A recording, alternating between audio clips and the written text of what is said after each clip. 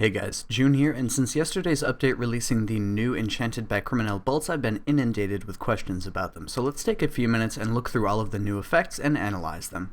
Just a couple of quick things to note before we start. The Elite Seer's Village Diary has a reward that gives a plus 2% base proc chance on all of these enchanted bolts, and so if you intend to employ these, I would strongly recommend completing that. Another thing to keep in mind when utilizing these bolts is that multiple hit abilities like Snapshot, Rapid Fire, Unload, and so forth offer a chance to proc these effects on each individual hit. Bleeds and Damage over time abilities, however, only offer a chance to proc when you actually apply the effect, not per hit. And finally, the last thing before we get started, a few of these bolts very clearly outclass all of the others, and so I'm not going to waste any of your time by going into in-depth analysis on bolts that are very clearly inferior to others. On that note, Opal bolts are first with a 5% chance to deal 10% more damage, which equates to about a 0.5% increase to your average damage, which is very weak in comparison to all of the other choices. Second are the Jade bolts, which have a 5% chance to stun the enemy for 4.8 seconds, which is a very, very long stun. These could be useful to players who struggle on high damage Slayer tasks like Living Wyvern for example, or if you were to do something audacious like try and range Magister. The drawback is this effect does nothing on stun immune enemies, and so is going to be entirely useless at the vast majority of your PVM.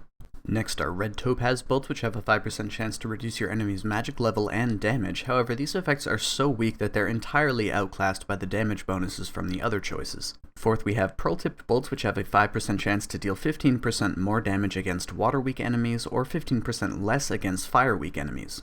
This buff is weak enough on its own that these bolts are effectively useless, but you're also never going to run across any enemies weak to specific styles like this in high-level PVM anyway. Fifth, we have Sapphire bolts with a 5% chance to steal 5% of your maximum prayer. At level 99, that's 50 prayer for each activation. This may seem like an appealing effect for something like camping Armadillo for really long periods of time, but there are actually much better options for prayer restoration in those situations like the Demon Horn necklace or the Penance aura, and so these bolts are effectively useless. Next up are Emerald bolts with a 55% chance to inflict a magic variant of poison that deals 4% of your ability damage. However, this effect doesn't stack with weapon poison, and so in any circumstance where you'd be able to benefit from this, you'd get better results from simply using weapon poison and one of the stronger bolt choices.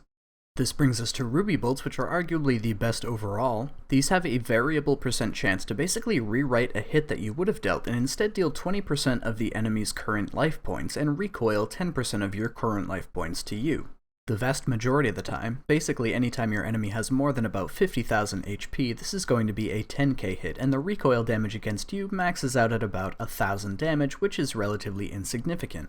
None of the other bolt effects even remotely come close to the DPS that you gain from this effect, and being as insignificant as the recoil damage is, these are probably going to be your number one choice universally across all high-level PVM. The only potential competitor would be hydrix bolts, which we'll talk about shortly, but at the cost of being exponentially more expensive to use. They only have two slight drawbacks as well, the first being a monster tide cooldown of 6 seconds. This basically means that the more people on your team are using these bolts, the less each of them is individually going to gain from their effect because they're going to cross cooldowns. The second is that for every million life points that your opponent has, the proc chance on these is reduced by 1%, starting out at 5% with a minimum of 1%. Even taking this into consideration though, on a very, very high HP enemy like Angel of Death for example, the DPS gain from these bolts entirely outclasses the others, even accounting for that reduced proc chance. Being that these bolts are also about tied for being the least expensive overall to use of these enchanted bolts, there's really no reason not to use them. Next up are Diamond bolts, which have a 5% chance to guarantee a hit and deal up to 15% more damage. While this may seem pretty strong on its face, because of recent power creep, it's actually quite rare that you end up anywhere significantly below 100% hit chance, and so the guaranteed hit effect of these bolts is relatively useless. Even in circumstances where your hit chance might only be 85 or 90%, which is about as low as it ever should be, you should be getting a better overall damage increase from things like Ruby bolts. The only exception I could think of is if you're pushing Shattered Worlds for example, and you're on high enough worlds that your hit chance is approximately 0. This brings us to the last of the inexpensive bolts, Dragonstone tips, which have 5% chance to deal an additional hit, dealing 25% of that hit's damage, or an overall DPS increase of about 1.25%. This effect doesn't work on dragons, and it's entirely underwhelming on its own. The only reason I could ever think that you may want to employ these is for a base DPS gain in situations where Ruby bolts aren't appropriate, such as doing Slayer on very, very low HP mobs, where the 20% hit on Ruby bolts is going to be very weak. This brings us to Onyx Bolts, the first of the ridiculously expensive ones. These have a 10% chance for you to deal 25% more damage and also heal you by 25% of that damage potential. That's an average DPS increase of 2.5%, and the healing potential here should not be underestimated. However, because of the status of RuneScape combat, healing through methods like this is relatively unnecessary. These may have rare circumstantial uses in marathon-type situations like Duo Yakamaru, for example. However, in general, you're not going to sustain enough damage to necessitate any kind of healing mechanisms like this. And despite the powerful-sounding 2.5% damage increase, assuming you're willing to spend the money to use this type of ammo, you'll actually get much better results from our next candidate.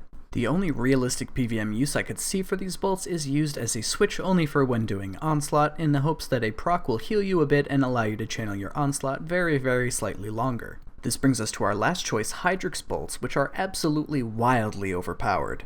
Like Onyx, they're extremely expensive to use, but they offer a 10% chance to give you 10% adrenaline instantly and gain an additional 1% adrenaline from basic abilities for 15 seconds. There's also no cooldown on this effect whatsoever, and so you'll constantly be spammed with adrenaline when using these bolts, vaguely reminiscent of standing in the green beam at Telos, and it adds a wonderful depth and richness to ranged rotations.